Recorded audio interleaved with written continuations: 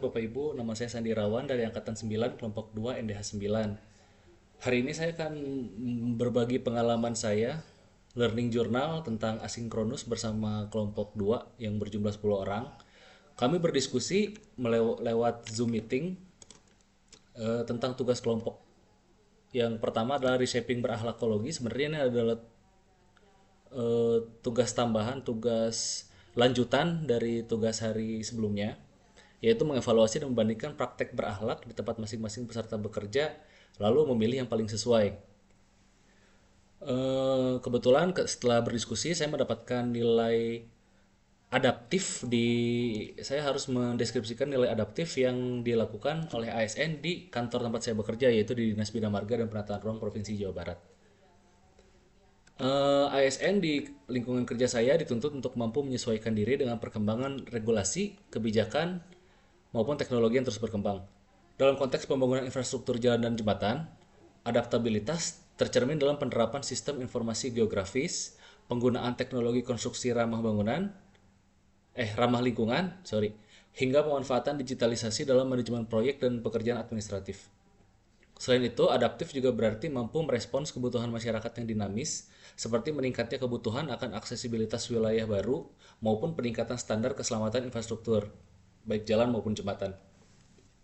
Dalam penerapannya, saya ambil contoh adalah penerapan sistem informasi geografis. Sistem informasi geografis sendiri adalah eh, sistem komputer yang digunakan untuk mengelola, menganalisis dan memvisualisasikan data spasial atau data geografis yang berkaitan dengan permukaan bumi. Dengan kata lain adalah digitalisasi teknik pemetaan yang konvensional, istilahnya seperti itu. Penerapan sistem informasi geografis ini menggunakan perangkat lunak QGIS jika di kantor saya untuk memudahkan pelaksanaan pekerjaan infrastruktur jalan dan jembatan. Eh, manfaatnya manfaatnya itu adalah ada beberapa, Bapak Ibu.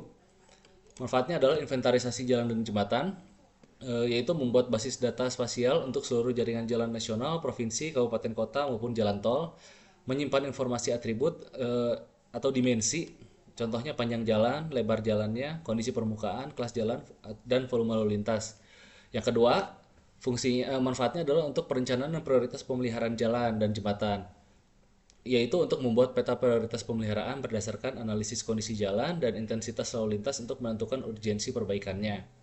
Dan yang ketiga adalah SIG ini bisa digunakan untuk pemetaan rencana tata ruang wilayah, yaitu untuk mengidentifikasi area permukiman, pertanian, industri, hutan, dan badan air, serta menganalisis kesesuaian lahan-lahan tersebut untuk peruntukan tertentu.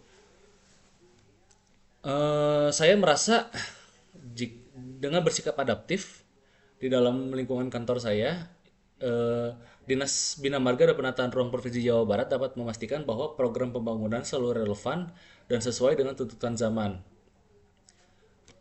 Untuk selanjutnya di tugas kedua, mohon maaf, yaitu adalah tokoh panutan. Ini juga adalah lanjutan dari tugas hari sebelumnya, yaitu saya bersama kelompok berdiskusi untuk mengevaluasi dan membandingkan tokoh panutan, kemudian menetapkan tokoh panutan berdasarkan pilihan bersama.